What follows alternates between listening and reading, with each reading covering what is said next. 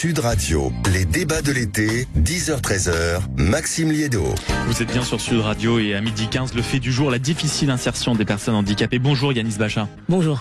Merci beaucoup d'être avec nous. Vous êtes le directeur de la communication d'AGEFIP et je le disais, c'est l'association de gestion du fonds pour l'insertion professionnelle des personnes handicapées. Et si j'avais envie de vous inviter ce midi, c'est que hier on a eu les chiffres officiels de l'INSEE sur l'insertion des personnes handicapées. Et c'est un sujet qui est passionnant et auquel on doit absolument donner de la visibilité, précisément parce qu'on a l'impression que le handicap, c'est une cause que tout le monde porte. On entend les politiques, on entend les entreprises, on a entendu, alors qu'on parlait ici de la nostalgie des Jeux Olympiques, les handicaps, bien sûr, on va donner de l'argent aux sponsors pour les Jeux Paralympiques, mais les chiffres sont beaucoup plus sévères. Plus de 3 millions de personnes âgées de 15 à 64 ans sont reconnues comme étant handicapées en France, selon l'INSEE, et parmi elles, 45% sont actives, comme près de 3/4 de l'ensemble de la population à cet âge. 39 ont un emploi, donc c'est près de 2 fois moins que la moyenne de la population. Comment vous regardez ça? Comment vous réagissez à ces chiffres, Yanis Bacha? Il y a déjà un souci, en fait, pour moi, d'autocensure. C'est les personnes qui n'osent pas aujourd'hui. Il y a plein de dispositifs. L'AGEFIP en porte beaucoup, L'AGEFIP, comme on dit, c'est cet organisme qui permet d'adapter les postes de travail, d'être dans le maintien dans l'emploi, d'inciter aussi les entreprises à mieux recruter, à plus recruter des personnes en situation de handicap. Alors, c'est vrai, le taux de chômage des personnes handicapées aujourd'hui reste le double de la moyenne nationale, mais le sujet, c'est pas l'emploi, c'est l'inclusion durable. C'est comment on passe d'un coup d'éclat à quelque chose de durable qui dure, et comment on permet de mieux inclure les personnes en situation de handicap. Pas forcément les inclure, mais de mieux les inclure. Mais dans justement la volonté de les inclure de façon durable, on en parle, on a l'impression que c'est un sujet récurrent. Qu'est-ce qui manque? Est-ce que, en réalité, et vous les connaissiez mieux que moi avec le poste que vous occupez, est-ce que les politiques, les associations, peut-être même les entreprises ont et font des discours de principe et que derrière ça ne suit pas? Et si ça ne suit pas, pourquoi? Ça ne suit pas, comme je vous dis, il y a deux obstacles. Pour moi, il y a évidemment les entreprises qui ont besoin d'être rassurées sur la capacité, sur la possibilité d'inclure les personnes en situation de handicap. Encore une fois, on a les dispositifs en matière d'aide au transport, d'adaptation du poste de travail. On a vu récemment une histoire formidable d'une personne qui a été d'un chauffeur routier qui est devenu paraplégique après un accident. On se dit que cette personne-là ne pourra plus jamais conduire un camion comme avant. Et en fait, l'AGEFIP lui a installé un monte-charge sur son véhicule qui lui a permis de peu à peu revenir un peu à la vie. Après une longue dépression suite à son accident, il pensait que sa vie professionnelle était terminée. Il avait même été... Donc que la vie active était terminée d'une certaine manière. Il était reconnu inapte d'ailleurs. Et en fait, on lui a installé un monte-charge qui lui permet de monter dans son véhicule. Aujourd'hui, il conduit son 3,5 tonnes au quotidien, il fait ses livraisons comme d'habitude, alors qu'il est paraplégique. Et vous êtes l'auteur, et c'est aussi pour ça que j'avais envie de vous inviter, vous êtes auteur d'une tribune qui a fait beaucoup parler justement, arrêtez de parler nous et plutôt associez-nous justement, ne faites pas que nous afficher, associez-nous, c'était dans la tribune. Et vous dites en réalité que aujourd'hui les personnes handicapées, notamment en France, c'est quoi? C'est que de l'affichage pour la plupart du temps malheureusement, c'est qu'ils sont là pour remplir des quotas et que derrière il n'y a pas l'inclusion durable dont vous parliez? C'est pas de l'affichage, il y a eu un catalyseur formidable qui était les Jeux Olympiques et Paralympiques, ça s'est très bien passé. Parce que vous dites dans votre tribune, stop à la diversité de façade, à l'inclusion cosmétique, au rôle secondaire réservé aux minorités, ne nous affichez plus, associez-nous.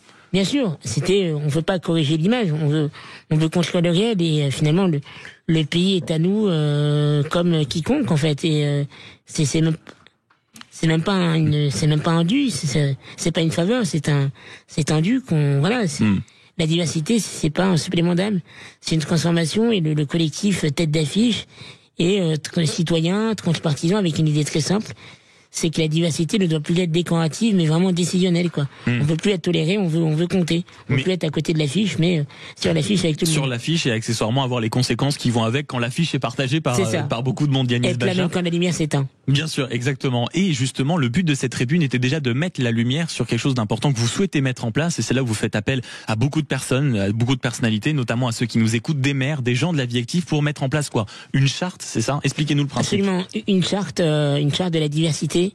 qu'on va mettre en place dès le mois de septembre prochain. Donc c'est demain. C'est demain, oui, c'est dans un mois, dans le cadre des élections municipales, de faire signer une charte de bonne conduite, entre guillemets, de bonne conduite de la diversité auprès de tous les candidats aux élections municipales. Donc évidemment, je fais un appel pour celles et ceux qui veulent la signer.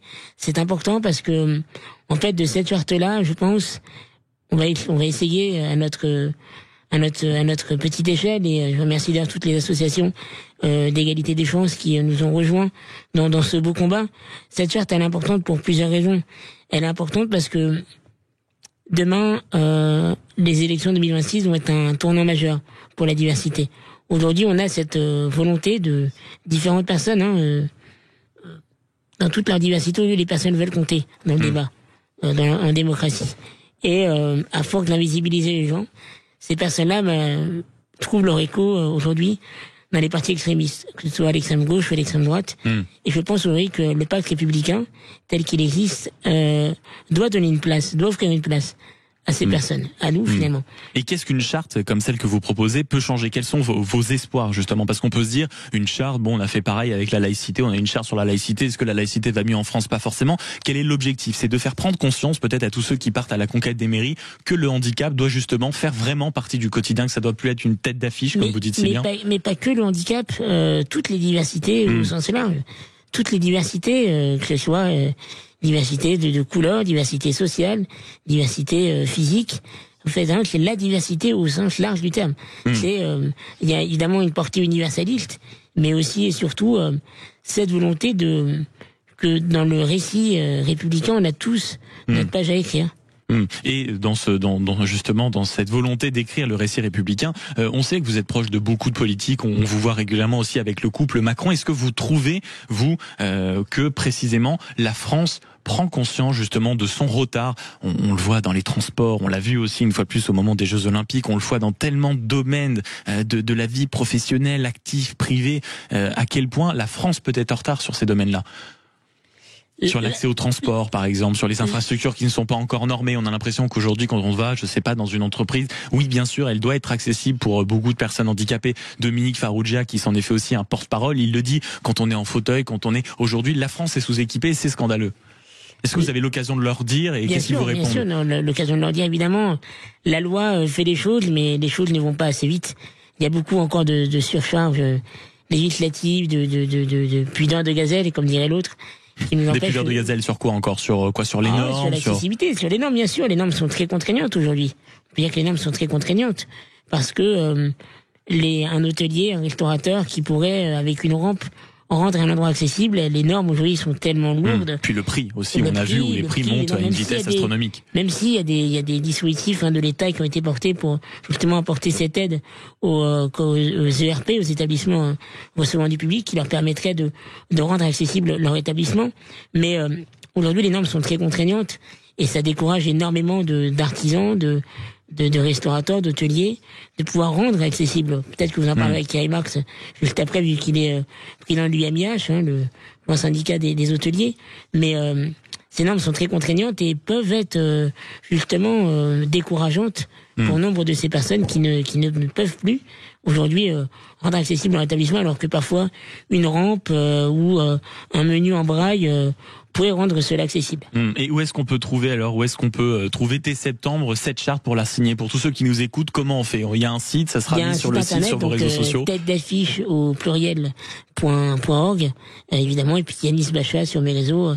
Si vous souhaitez, ce sera partagé grandement. Ça sera partagé grandement sur LinkedIn et sur tous les réseaux sociaux. Yanis Bacha, merci beaucoup d'avoir été notre invité ici sur Sud Radio, directeur de la communication d'AGEFIP, l'association de gestion de fonds pour l'insertion professionnelle des personnes handicapées. Je rappelle aussi votre tribune qui avait fait beaucoup de bruit au moment de sa parution. Ne nous affichez plus, associez-nous justement avec cette volonté de la charte, où vous l'avez dit, tête d'affiche au pluriel.org, pour la trouver, pour la signer, pour l'encourager, parce qu'en effet, il est temps que les personnes handicapées prennent part à toutes les décisions et qu'elles ne soient pas seulement une caution, comme vous l'avez très bien dit. Je vous remercie merci d'avoir été notre invité sur Sud Radio. Dans un instant, gastronomie française, une exception culturelle. Ah bon, est-ce que c'est le bon moment pour lancer ce débat à l'heure où il y a une baisse certaine de fréquentation des établissements, notamment les hôtels. Les Français accordent de moins en moins de budget, en tout cas au restaurant, parce qu'ils préfèrent lorgner dessus. Puis il y a derrière, évidemment, vous le savez, auditeurs de Sud Radio, toutes ces questions profondes qui entourent le métier de restaurateur. Et on en parlera avec Thierry Marx, qui va faire le plaisir de quitter son tablier de chef pour être avec nous en studio à l'heure du déjeuner. À tout de suite sur Sud Radio. Sud Radio. Sud Radio. Parlons vrai. Parlons vrai. Sud Radio. Parlons vrai.